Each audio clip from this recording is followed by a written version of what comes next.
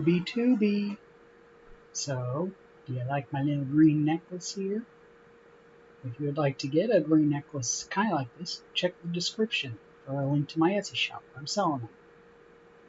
Now, I was inspired by this little painting I did in my last moon set, so I'm going to do a bigger version, but on an 8x10, but of a blood moon. Okay, I sketched out the little mountains I was going to use. And I will admit, originally I was going to do this bottom part here in the dark color because I have most of it, and the top in the lighter version of it, but I realized that'd be too much dark. So I'm going to flip them over. Mountains will be the lighter, and the top will have the big moon on it. Okay, let me get this is what I thought was lighter, but it's so close unless you have it under direct light, you can't even tell.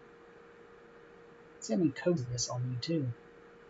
Because I added some of that dark that had a lot more black in it than used to, and thought maybe it would cover better. And I should have added a little extra white into this to make it just a more light. Make it lighter, but when you're looking at wet after you mix it, you can't really tell what color it is. And go off the screen. I had trouble getting that edge. Okay. Yeah, let me do one more coat. I did 2 coats, thought it looked fine, but under direct light again, you can tell. By the way, I'm going to apologize for the lighting's going to go wacky in this one because I kept needing to turn my lights on when I was filming. So now for the background is just the dark color. And trying to be careful around the edges here because I figured it'd be hard to cover this really dark color up. I was actually surprised how well I did around those edges. I didn't have to go in and clean them up.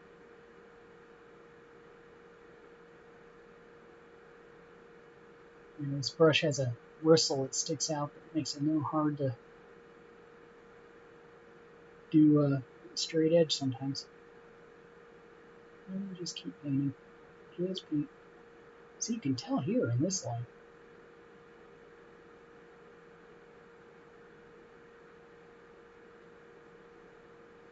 Yeah, while I was letting this dry, I kept turning my lights off and I'd forget and only have my one little ring light.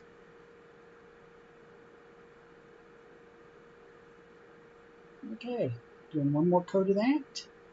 There we go. I'll put the moon on. Now you can tell here I'm going to turn the lights on. See how there's more background light? Got my regular color I do for moons, and I thought this brush would work better. Okay, do the first coat. I thought I'd do 2 coats of this. I ended up not. I just went over some areas where it's still wet. Okay, coat. Paint. Looks like I'm frosting. Alright, good. Almost.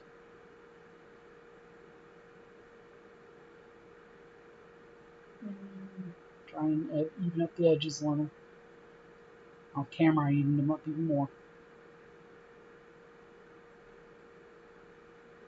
I'm just trying to. There we go.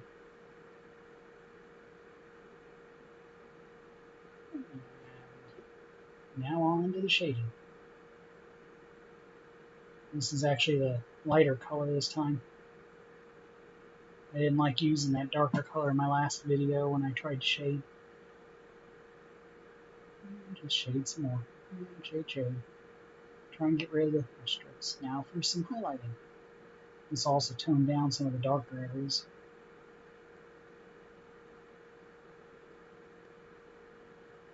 See? It's blending together.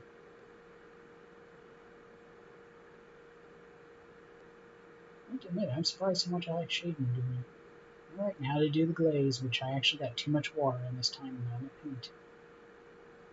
It's not as dark as my little one last time.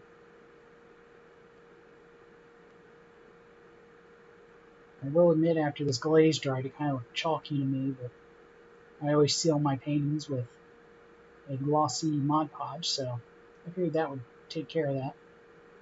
Kind of did.